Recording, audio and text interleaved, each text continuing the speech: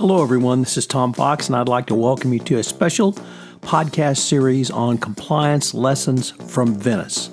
I just got back from a trip to Venice, and I put together a short podcast series on the compliance lessons that can be learned from this most stunning city on the globe. But first, a word about the newest podcast series on the Compliance Podcast Network, which will be premiering in December, Great Women in Compliance. Looking for the top new podcast in compliance? Look no further than Great Women in Compliance, a podcast with Lisa Fine and Mary Shirley, produced by One Creative. In this podcast series, Lisa and Mary will talk to some of the top female compliance practitioners literally across the globe about how they have achieved their position and what other women can do to move forward in compliance. It's going to be a great series. I'm certainly looking forward to it. Episode 4, How the Venetian Gondolier Informs Your Compliance Program. If there is one thing that is ubiquitous about the city of Venice, it is the Gondolier, or the Venetian Gondola boatman. You are never far from hearing their cry of gondola, gondola to attract tourists for a fabled and romantic gondola ride. One thing I noticed about the Gondolier is that in addition to having a very stout pair of lungs, they're almost always in top physical condition. They have to be piloting this very old craft around, in, and through the crowded waters of Venice. I thought about this as a metaphor for your compliance program. As a chief compliance officer or compliance practitioner, the more you get out of the office and into the field and meet the troops, the more fit your compliance program will be. Any best practices compliance program should have input from the geographies, cultures, business unit, corporate functions within the company. It is well understood that a compliance procedure that works well in the United States may not work so well in Indonesia. This means that a CCO or compliance professional needs to understand how the cultures in your organization work and then create a compliance program to fit those needs.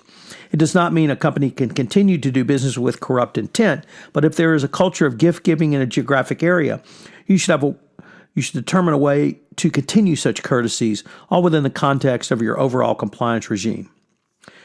Channeling the 2012 FCPA guidance, you should also work to train your employee base on the compliance protocol in local languages.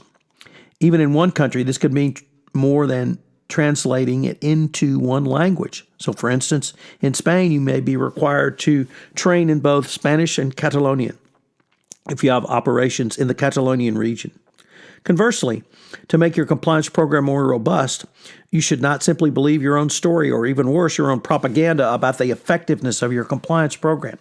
Simply because a country manager says something is true does not mean it is necessarily true.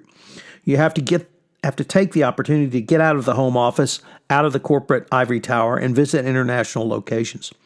This is the best way to find out what is going on in the field. In the compliance arena, your primary sources for information are the employees within your own organization.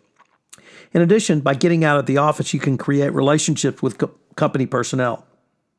Bruce Rector, writing in the Houston Business Journal in an article entitled All Good Businesses Are Built on Personal Relationships, said, all business is, in the final analysis, about people and therefore about relationships.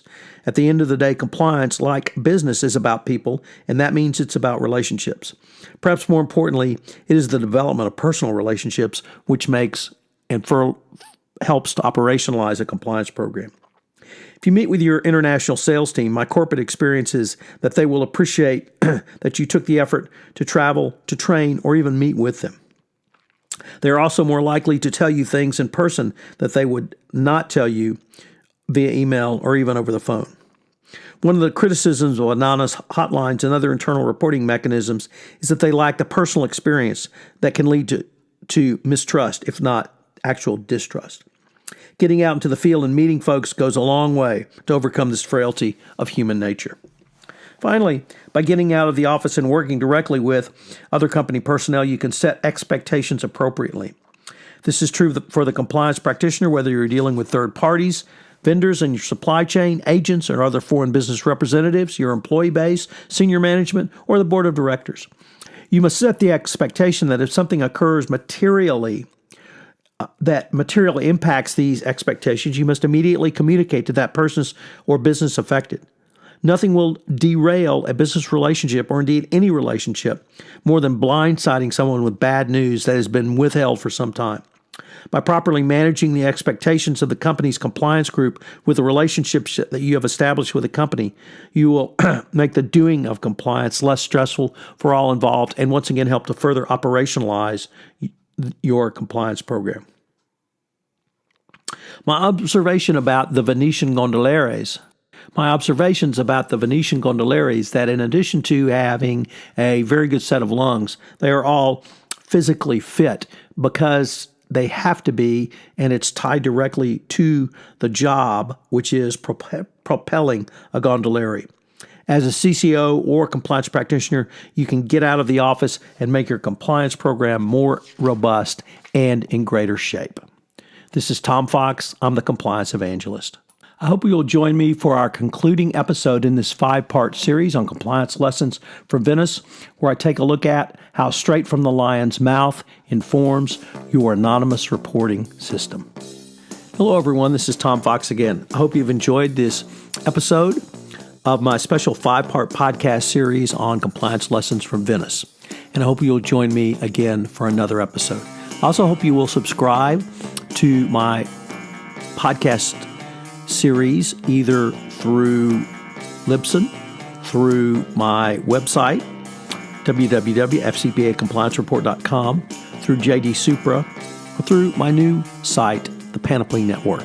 I also hope you will check out the Great Women in Compliance podcast series, which premieres on the Compliance Podcast Network in December 2018. Compliance Lessons from Venice has been a special presentation of the Compliance Podcast Network.